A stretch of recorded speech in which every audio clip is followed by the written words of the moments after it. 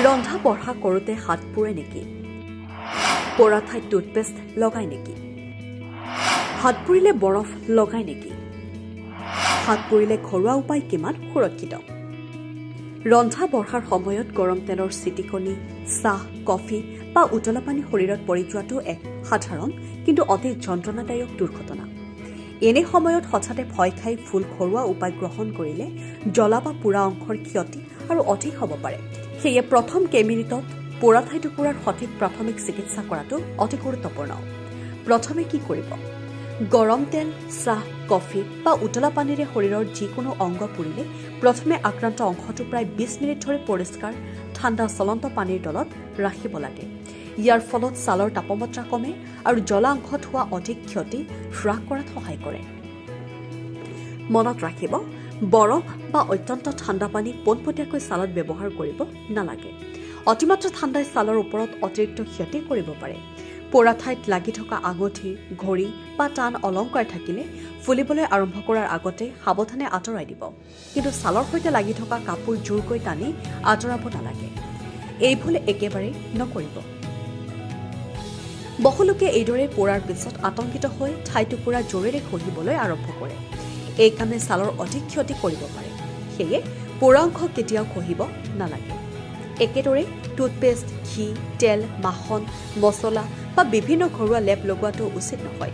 এনে বস্তুৱে ছালত অতিৰিক্ত সমস্যাৰ সৃষ্টি কৰে, সংক্ৰমণৰ আশংকা বঢ়াব পাৰে আৰু চিকিৎসকে আঘাতটো সঠিকভাৱে পৰীক্ষা কৰাত অসুবিধা কৰিব পাৰে। এনে পোৰা ঠাই ঢাকি ৰাখিব পাৰিনে?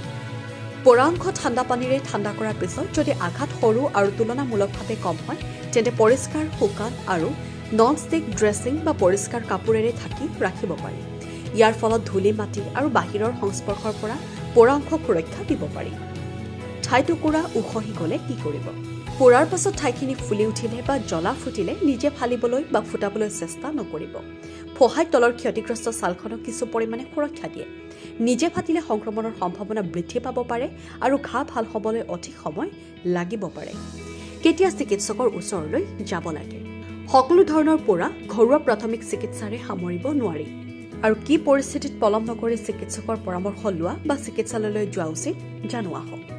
পোৰা অংশটো ডাঙৰ বা গভীৰ হ'লে, ছাল বগা, কলা বা দগ্ধ যেন দেখা গ'লে, ডাঙৰকৈ ফুলি উঠিলে, বিষ অতি বেছি হ'লে, মুখ, হাত ভৰি, গাঁঠি বা যৌনাংগত পুৰিলে, মুখ বা শ্বাসনলীৰ ওচৰত জ্বলা লাগি শ্বাস প্ৰশ্বাসত অসুবিধা হ'লে, ব্যক্তিজনৰ মূৰ ঘূৰোৱা, দুৰ্বলতা বা অস্বাভাৱিক অসুস্থতা দেখা দিলে, বিশেষকৈ শিশুৰ ক্ষেত্ৰত বা বৃহৎ এলেকা পুৰিলে নিজে চিকিৎসা কৰাৰ পৰিৱৰ্তে চিকিৎসকৰ সহায় লোৱাটো অধিক নিৰাপদ।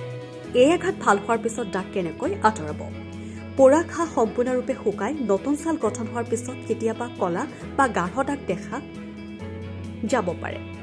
এনে দাগৰ ক্ষেত্ৰত বিভিন্ন ঘৰুৱা উপায় যেনে কেঁচা আলু, হালধি, গাখীৰ বা আন লেপন ব্যৱহাৰ কৰাৰ পৰামৰ্শ শুনিবলৈ পোৱা যায়, যদিও এইবোৰে দাগ নিশ্চিতভাৱে কমায় বুলি যথেষ্ট বৈজ্ঞানিক প্ৰমাণ নাই। সেয়ে ঘাঁ সম্পূৰ্ণৰূপে ভাল নোহোৱালৈকে কোনো ঘৰুৱা লেপ ব্যৱহাৰ নকৰাই ভাল। দাগ বহুদিন থাকিলে, অস্বাভাৱিকভাৱে গাঢ় হ'লে বা ছালৰ গঠন সলনি হ'লে চৰ্মৰোগ বিশেষজ্ঞৰ পৰামৰ্শ ল'ব। আগতীয়া সাৱধানতাই আটাইতকৈ ডাঙৰ সুৰক্ষা।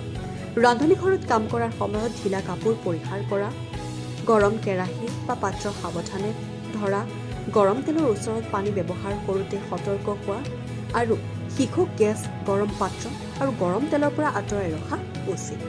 News extra report NDTV।